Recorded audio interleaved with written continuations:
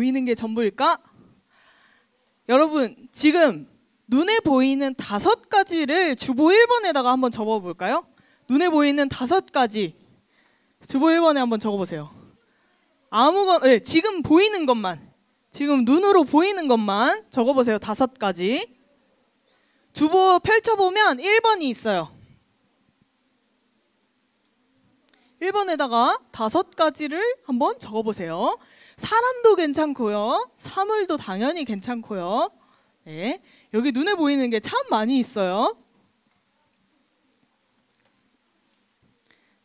다 적었나요? 아니요, 아직이요. 네. 자, 여러분 뭐가 보이죠?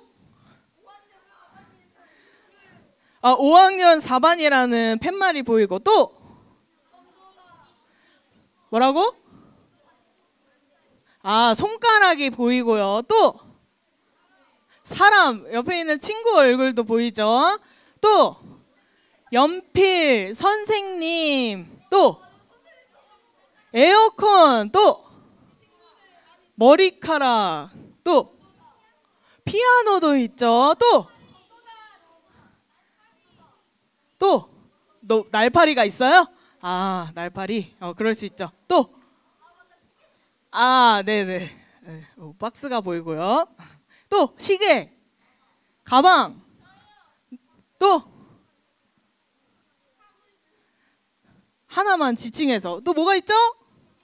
성경책. 네, 맞아요. 지금 우리 눈에 보이는 친구 얼굴도 보이고요. 선생님도 보이고 전도사님도 보이고 에어컨, 책상, 의자, 화면, 시계, 피아노, 드럼 정말 많은 것들이 눈에 보이는데 여러분, 지금 여러분 눈에 보이는 것들은 다 진짜 있는 것들인가요? 어떻게 확신할 수 있어요? 네? 확신할 수 있어요? 맞아요. 사실 너무나 당연한 이야기죠. 우리가 눈으로 지금 직접 보고 있기 때문에 더욱더 확신할 수 있어요. 그런데 여러분, 가끔은 내 눈이 나를 속이기도 해요. 어떤 현상들이 있냐면 컵에다가 젓가락을 넣으면 어떻게 보일까요? 젓가락이 온전하게 직선으로 보일까요? 어떻게 보이죠? 이렇게 꺾여서 보이죠. 왜 그럴까요, 여러분? 맞아요. 물에 들어가면 젓가락이 휜 게 아니라 빛의 굴절 때문에 젓가락이 휘어 보이는 거예요. 근데 진짜로 이게 휜 걸까요? 그렇지 않죠. 젓가락을 물에서 빼면 다시 제대로 보여요. 또 우리가 아침이 되었을 때 뭘 보고 알 수 있을까요? 시계, 해를 보고 우리는 알 수 있는데요. 여러분, 우리는 대부분 해에 대해서 이야기할 때 해가 뜬다, 해가 진다라고 이야기해요. 근데 이런 이야기를 말했을 때 보면은 지금 누가 움직이는 것 같아요? 해가 움직인다고 우리는 이야기를 해요. 해가 지금 어디에 뜨고 있고 지고 있고 해가 움직인다고 하는데 사실 뭐가 움직이는 거죠? 지구가 자전하고 있어서 해가 움직이는 것처럼 보이는 것이죠. 지금 계속 옆 친구랑 말하는 사람, 오늘은 앞에 불러다 세운다 했어요. 조용히 하세요. 네. 여러분, 근데 우리가 눈으로 직접 보는 것들인데 왜 그건 사실과 다른 일들이 자꾸 일어날까요? 왜 자꾸 사실과 다르죠? 젓가락이 휘지 않았는데 휘어 보이고, 해가 움직이는 게 아니라 지구가 움직이는데 해가 움직이는 것처럼 보여요. 왜 이러냐면 우리는 대부분 눈에 보이는 걸 기준으로 세상을 이해하고 판단하기 때문이에요. 나를 중심으로 생각하고 판단하다 보면 사실이 아닌 것도 사실이라고 착각하게 되는 것이죠. 그런데 과학자들이 오랜 시간 동안 관찰하고 실험하며 눈에 보이는 현상이 진실만은 아닐 수 있다라는 것을 밝혀냈어요. 왜냐하면 우리가 바라보는 이 세상은 눈이 받아들인 빛의 신호를 뇌가 해석해서 만들어낸 이미지이기 때문이에요. 즉 우리 눈으로 직접 보는 이 현상들은 사실 그 자체가 아니라 내 경험이나 내 상식으로 해석된 정보를 우리는 보기 때문에 그렇게 받아들이는 거예요. 빛의 굴절에 의해서 젓가락이 휘어지지 않았지만 휜 것처럼 보이고, 해가 움직이지 않지만 내가 있는 자리에서 나를 중심으로 보니까 해가 마치 움직이는 것처럼 보이는 것이죠. 이렇게 우리 눈에 보이는 것이 때로는 착각일 수도 있고 뇌 해석일 수도 있어요. 사실이 아닐 수도 있다는 거예요. 그걸 아는 것이 참 중요합니다. 그래서 우리는 늘 진실이 무엇인지 더 깊이 생각하고 알기 위해 노력해야 하는 것이죠. 이 이야기를 한 이유는 오늘 민수기 13장에도 이런 비슷한 일들이 일어나요. 가나안 땅을 정탐하러 갔던 정탐꾼 12명의 이야기예요. 오늘 민수기 말씀 살펴보면서 여러분들 어떻게 진리를 알아가고 세상을 바라봐야 할지 하나님의 뜻을 깨닫는 시간 되길 바랍니다. 정탐꾼 12명의 이야기에 대해서 잘 알고 있나요? 눈빛이 초롱초롱해졌어요. 네. 12명. 어느 땅에 정탐하러 갔죠? 네. 이스라엘 백성이 드디어 하나님께서 약속하셨던 가나안 땅 앞에 도착했어요. 하나님은 모세를 통해 각 지파에서 한 명씩 뽑아서 12명의 정탐꾼을 뽑으라고 하셨어요. 그래서 12명의 정탐꾼을 뽑아 가나안 땅을 샅샅이 살펴보게 하셨어요. 그래서 이 12명이 가나안 땅에 들어가서 40일 동안 가나안 땅이 어떤 곳인지 누가 살고 있는지 막 살펴보기 시작했어요. 그리고 40일이 지나서 다시 이스라엘 백성 무리에 도착한 다음에 사람들이 많이 모인 자리에서 가나안 땅이 어땠는지 보고하기 시작했어요. 우리 27절부터 29절까지 한번 볼 건데요. 읽어볼 반 있나요? 자, 일단 27절은 우리 6학년 1반 읽어주세요. 시작! 과연 그 땅에 좋아요. 자, 28절은 우리 5학년 4반 여기 안 보이면 성경책으로 읽어주세요. 시작!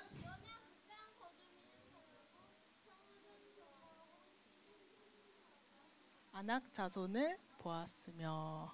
좋아요. 29절 우리 저 6학년 3반 읽어주세요. 시작!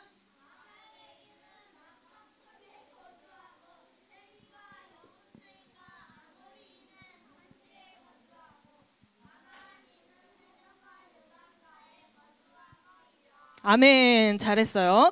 자, 이 정탐꾼들이 동일하게 보고 온 사실들을 기록하고 있어요. 그 땅은 젖과 꿀이 흐르는 땅이래요. 뭔가 진짜 땅에서 막 꿀이 흘러 넘치는 게 아니라 농사짓기에 아주 완벽한 땅이라는 거예요. 심지어 그 땅에서 자라는 과일들은 이렇게 두 사람이 어깨에 들쳐 맬 정도의 아주 큰 과일들이 맺히는 곳이었어요. 그런데 이 땅에서 누가 살고 있어요? 네, 아낙자손. 아낙자손 누구냐면 거인 말이에요. 키가 엄청 큰 사람들이 살고 있었어요. 키가 큰 사람들이 살고 있었으니까 성벽도 어땠을까요? 네, 아주 높고 튼튼했어요. 그런데 이 똑같은 사실들을 보고 온 12명의 정탐꾼들의 의견이 달랐어요. 어떤 의견들이 있었냐면 10명의 정탐꾼들 먼저 볼게요. 여러분들 눈으로 한번 보세요. 우리는 능히 올라가서 그 백성을 치지 못하리라. 우린 이기지 못할 거예요. 그들은 우리보다 너무 강하고 거주민을 삼키는 땅이요. 거기서 본 모든 백성은 신장이 장대한 자들이며 우리는 스스로 보기에도 메뚜기 같으니. 이 말이 어떤 말이냐면 거기 사는 사람들이 너무 무서워요. 거기 너무 크고 강한 거인들이 살아서 우리가 이기지 못할 겁니다. 오히려 그 땅을 나쁘게 이야기하는 거예요. 그 사람들은 우리를 잡아먹을 거예요. 우리가 보기에도 우리가 마치 메뚜기처럼 너무 작았더란 말이에요. 그들은 그렇게 생각해서 우리를 잡아먹을 겁니다. 우리는 절대 이 땅을 가질 수 없어요 라고 이야기해요. 그런데 여기서 단 2명만 다르게 이야기합니다. 우리 같이 읽어볼게요. 시작! 우리가 곧 올라가서 그 땅을 취하자. 능히 이기리라. 갈렙과 여호수아는 하나님이 주신다고 하신 땅이니 우리는 충분히 넉넉히 당연하게 이길 수 있습니다. 지금 당장 가시죠 라고 말하는 거예요. 여러분, 이렇게 같은 것을 보고 와서 왜 사람들의 반응이 이렇게 달라졌을까요? 어떤 사람은 절대 차지할 수 없다고 말하고 어떤 사람은 우리가 지금 당장 가서 할 수 있다 라고 말하는 거예요. 왜 이렇게 달랐죠? 그 차이는 여기에 있었어요. 무엇을 바라보고 있는가에 있는 거예요. 10명의 정탐꾼들이 바라봤던 거는요, 자기 자신과 눈앞에 있는 적만 바라본 거예요. 둘의 차이를 봤을 때 어때요? 나는 키도 상대적으로 너무 작고 메뚜기만큼 작고 덩치도 당연히 너무 작고 힘도 너무 차이가 나 보이는 거예요. 그래서 우리는 너무 작고 약하니까 질 수밖에 없어 라고 말한 거예요. 그런데 갈렙과 여호수아는 무엇을 바라봤냐면 하나님이 주시겠다고 하신 그 약속을 바라봤어요. 비록 바로 앞에 있는 적들은 너무 커 보이지만 하나님이 주신다고 약속하신 땅이니 당장이라도 우린 차지할 수 있다고 이야기한 것이죠. 여러분, 하나님이 이스라엘 백성에게 가나안 땅을 주시겠다고 한 약속은 언제부터였을까요? 언제 약속하셨을까요? 맞아요. 하나님은 이미 애굽에서 탈출할 때, 출애굽할 때부터 이스라엘 백성에게 말씀하셨어요. 내가 너희에게 가나안 땅을 주겠다고. 너희는 그 땅을 반드시 차지하게 될 것이고 하나님이 이스라엘 백성보다 먼저 앞서가며 싸우시고 너희를 대신해서 그들을 물리치리라, 이렇게 말씀하셨단 말이에요. 하나님은 가나안 땅을 반드시 주겠다고 하셨어요. 그들을 하나님께서 먼저 싸우겠다고도 하셨어요. 그래서 이 약속은 반드시 이루어진다고 하셨던 거예요. 민수기 13장 2절에도 보면 이렇게 말씀하시죠. 하나님이 모세를 통해 정탐꾼을 보낼 때 이렇게 말씀하셨어요. 너는 사람들을 보내어 내가 이스라엘 자손에게 주는 가나안 땅을 정탐하게 하라. 자, 여러분, 이 말 속에 주는 가나안 땅, 내가 이스라엘 백성에게 주는 가나안 땅. 자, 너희가 알아서 가서 쟁취하고 힘써 싸워서 이기면 가질 수 있을 거야. 가질 수 있을까? 또 아니고 하나님이 주시는 땅이래요. 그럼 하나님 당연히 주시겠죠. 그럼 싸우면 이길 수 있어요? 없어요? 이길 수 있는 거예요. 갈렙과 여호수아는 바로 이 약속을 믿었던 거예요. 사람의 힘이 아니라 하나님의 말씀을 바라보고 믿었기 때문에 이길 수 있다고 말했던 것이죠. 그래서 갈렙과 여호수아는 똑같은 땅을 보고 왔음에도 다르게 생각할 수 있었던 거예요. 하나님이 저 땅을 우리에게 주신다고 하셨어. 우리가 보기에는 거인이 너무 무섭고 이길 수 없을지라도 하나님께는 아무런 문제가 되지 않아. 하나님이 약속하신 것은 반드시 이루실 거니까 저 땅은 이미 우리 거야 라는 믿음이 있었던 것이죠. 갈렙이 현실적인 어려움과 힘든 것을 아예 몰랐던 게 아니에요. 하지만 그 어려운 현실보다 크신 하나님을 바라봤어요. 그리고 그 땅을 하나님이 반드시 주실 것을 바랐어요. 갈렙은 그 약속과 믿음으로 바라보며 말한 거예요. 지금 올라가자. 우리가 능히 이기리라 라고 말했던 것이죠. 이처럼 무엇을 바라보냐는 우리의 믿음에 따라서 달라질 수 있어요. 믿음이 있느냐 없느냐에 따라 전혀 다르게 판단해요. 그리고 더 중요한 건 이런 믿음의 판단들이 삶의 결과까지 바꾼다는 거예요. 여러분, 이스라엘 백성들은 10명 정탐꾼의 말을 들었을까요? 2명 정탐꾼의 말을 들었을까요? 어떤 말을 들었을까요? 10명? 2명? 안타깝게도 10명의 말을 들었어요. 뭐라고 말했냐면 우리는 못 가. 거긴 너무 무서워. 그러면서 밤새도록 울면서 이렇게 말했어요. 차라리 가나안 땅에 들어가느니 이 광야에서 죽는 게 더 낫겠다. 다시 애굽으로 돌아가자라고 이야기했던 거예요. 여러분, 결국 어떻게 되었을까요? 하나님이 14장에 이렇게 말씀하세요. 14장 28절 한번 찾아볼래요? 우리 화가 많이 난 설아가 14장 28절 한번 읽어볼까요? 에이, 이스라엘 백성들이 너무, 네, 그렇죠. 28절. 시작. 아직.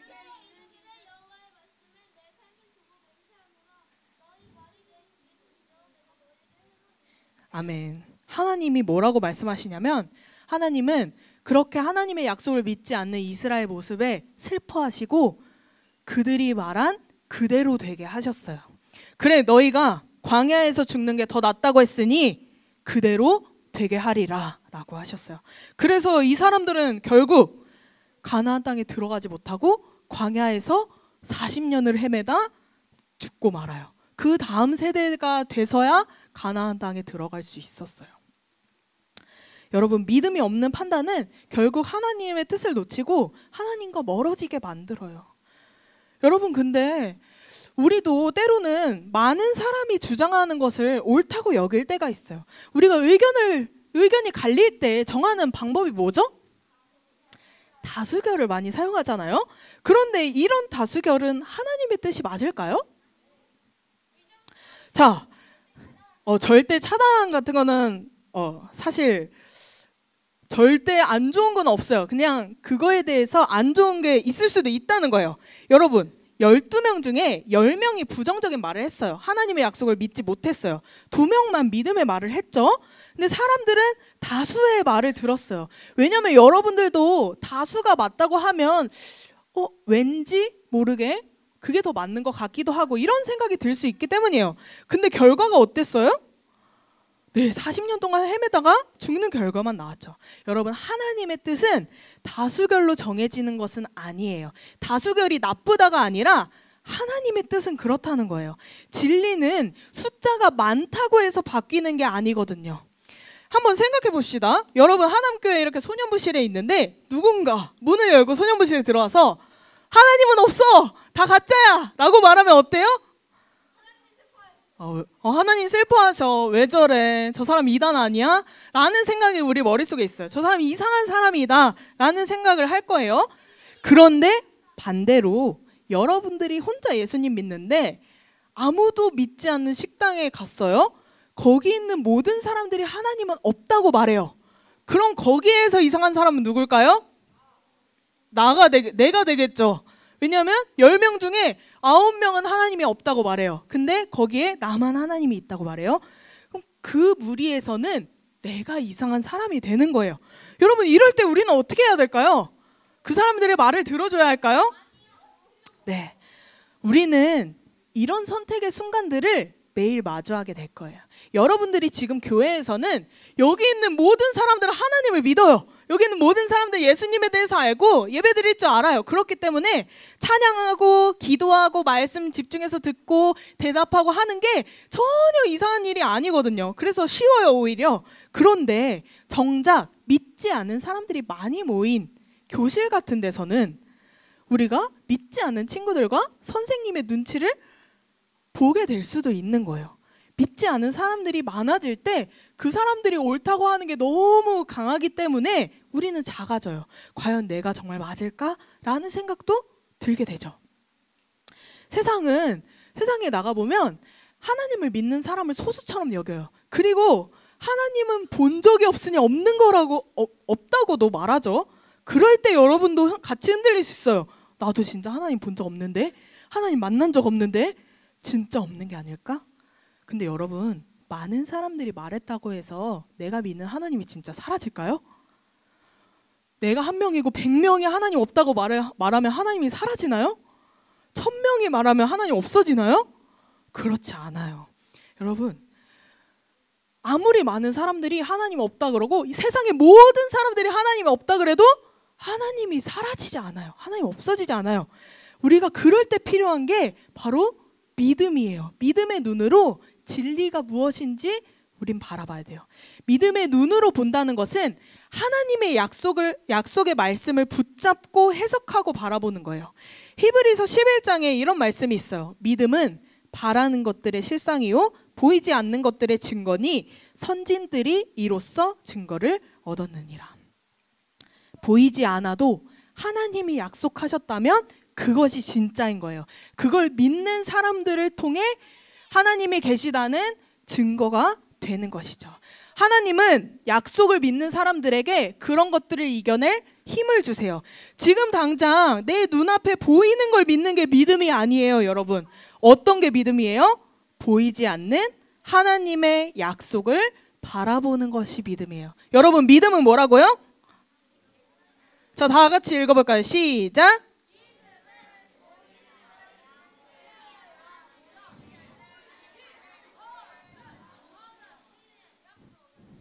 끝까지 읽어주세요. 좋습니다. 내 눈에는 무섭고 불가능하고 힘들어 보이고 못 해낼 것 같지만 여러분 믿음의 눈을 뜨시면 하나님이 보이고 하나님이 하실 일이 보이고 하나님의 힘과 능력이 보일 거예요. 여러분들이 그 믿음의 눈을 떠서 하나님의 약속을 바라봐야 합니다. 하나님을 믿지 않는 친구들은 여러분들이 기도하는 것도 이상하게 생각할 거예요. 여러분 중에 학교에서 나는 밥 먹기 전에나 혹시 학교에 도착하자마자 손을 모으고 눈을 감고 기도한다. 손. 오, 좋아요. 현저히 적지만 괜찮습니다. 자, 여러분들이 그럴 때 친구들은 이상하게 생각할 수 있어요. 야, 왜 눈 감고 기도해? 너 너무 창피하다. 하나님이 너한테 뭘 줬다고 감사해? 밥 먹을 때도. 밥은 급식 아줌마가 해줬는데 왜 하나님한테 감사해? 라는 말도 할 수 있겠죠? 근데 그럴 때 여러분들이 어떻게 해야 하느냐? 여러분 이렇게 말한다고 해서 하나님 사라진다고요?